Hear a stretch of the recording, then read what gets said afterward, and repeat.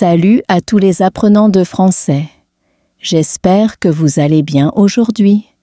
Peut-être que vous avez déjà appris quelque chose de nouveau en français cette semaine, ou peut-être même grâce à notre dernier épisode. Si c'est le cas, bravo à vous. C'est déjà un excellent pas en avant. Et si ce n'est pas le cas, ou si vous venez tout juste de découvrir ce podcast, alors bienvenue.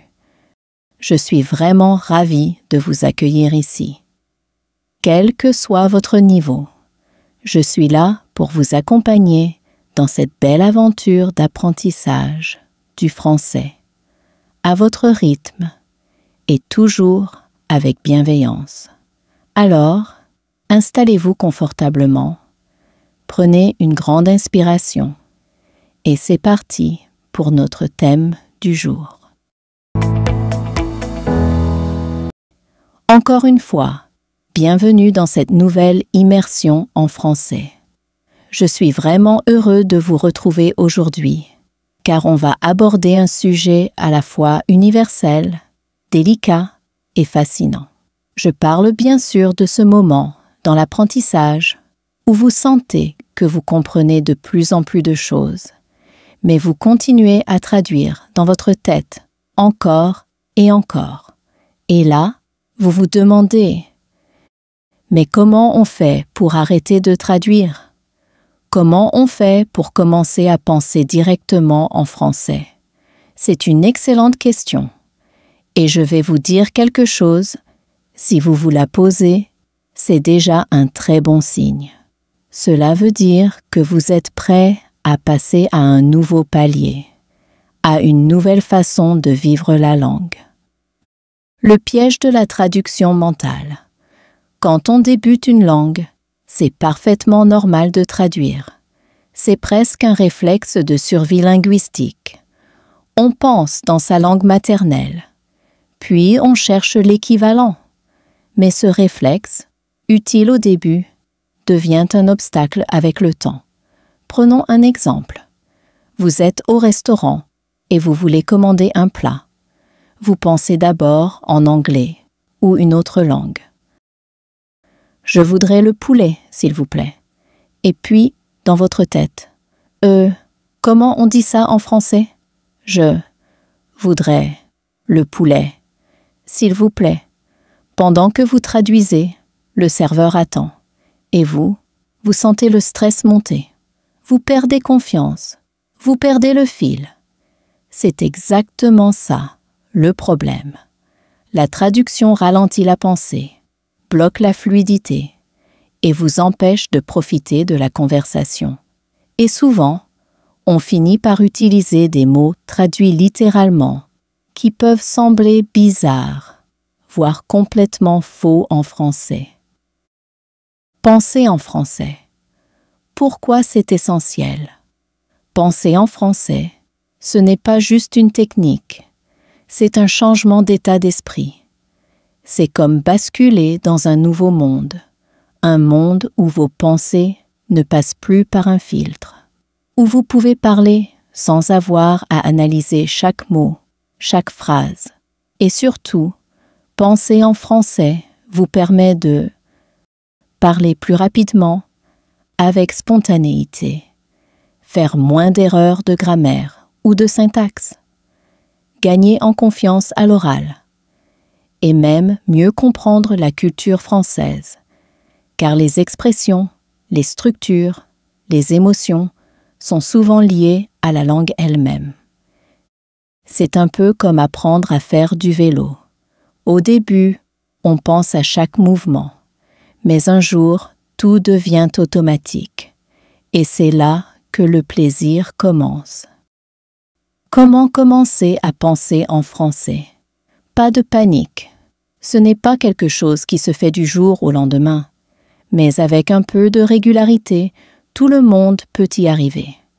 Voici des stratégies concrètes, simples mais puissantes. 1. L'immersion passive et active. Oui, vous l'avez peut-être déjà entendu, mais je vous le répète parce que c'est essentiel. Il faut s'entourer de français. Regardez des films, des séries, écoutez des podcasts, mettez de la musique francophone, changez la langue de votre téléphone ou de vos réseaux sociaux. Même vos alarmes le matin, mettez-les en français. Mais attention, il ne faut pas juste consommer du français. Il faut aussi être actif. Posez les vidéos, répétez les phrases, imitez l'intonation, l'accent. Plus vous êtes actif dans cette immersion, plus elle sera efficace. 2. Décrire ce que vous voyez autour de vous. C'est un petit exercice, mais très puissant. Vous êtes dans la rue, dans un café, en train d'attendre le métro. Commencez à décrire ce que vous voyez dans votre tête. Une femme porte une écharpe bleue. Un homme lit le journal. Le ciel est gris aujourd'hui. C'est une manière de forcer votre cerveau à fonctionner en français, sans avoir besoin de papier, de cahier ou d'application.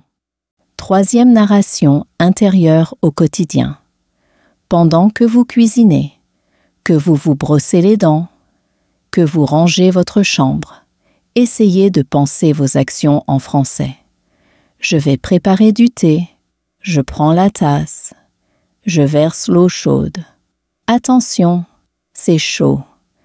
C'est simple, oui, mais ce sont ces micro-habitudes qui, avec le temps, font une énorme différence. 4e, parlez-vous à vous-même. Oui, ça peut sembler un peu étrange au début, mais parlez-vous à voix haute, ou bien dans votre tête si vous êtes en public. Faites de petits dialogues avec vous-même. Posez-vous des questions et répondez. Qu'est-ce que je vais faire aujourd'hui? Il faut que j'aille à la banque. Ensuite, je vais passer chez le boulanger. Vous pouvez même jouer des personnages. Bonjour monsieur, je voudrais un croissant, s'il vous plaît. Bien sûr, ce sera tout, etc. C'est un entraînement ludique et très efficace. Et les films, alors? Avec ou sans sous-titres? Très bonne question. Au début, vous pouvez utiliser des sous-titres en français pour faire le lien entre l'écrit et l'oral. Ensuite, essayez de regarder sans sous-titres. C'est difficile au départ, bien sûr, mais ça vous oblige à écouter activement et à comprendre le sens global. Et croyez-moi, vous progressez beaucoup plus vite ainsi. Vous pouvez aussi regarder plusieurs fois le même épisode ou film. La première fois pour le plaisir, la deuxième pour l'apprentissage, la troisième pour l'imitation. Et les erreurs, alors? Faut-il s'en inquiéter? Surtout pas. Les erreurs sont des alliés, pas des ennemis. Chaque erreur est une opportunité d'apprendre. Même les natifs font des fautes. Ce qui compte, c'est de parler, de pratiquer, encore et encore. Et avec le temps, vous ferez de moins en moins d'erreurs. Votre français deviendra plus naturel, plus fluide, plus vivant. Dernier conseil pour parler avec naturel et confiance. Imitez les natifs. Écoutez leur manière de parler, leur ton, leur rythme, leurs gestes. Vous n'apprenez pas juste une langue, vous apprenez un mode de communication. Apprenez des expressions idiomatiques. Elles rendent votre français plus riche, plus coloré. Au lieu de dire « je suis fatigué », essayez « je suis crevé ». Ce sont ces petites touches qui font toute la différence. Soyez audacieux, osez parler, même si vous faites des fautes. Même si vous cherchez vos mots, plus vous parlez, plus vous gagnez en aisance. Voilà, j'espère que cet épisode vous aura apporté des pistes, de l'inspiration et surtout l'envie de continuer ce beau voyage dans la langue française. Rappelez-vous, penser en français, ce n'est pas réservé aux experts, ce n'est pas un don. C'est une compétence que vous pouvez entraîner chaque jour, un petit peu. Alors, À vous de jouer. Un grand merci à vous d'avoir écouté jusqu'au bout. Et si cet épisode vous a plu, prenez quelques secondes pour vous abonner au podcast.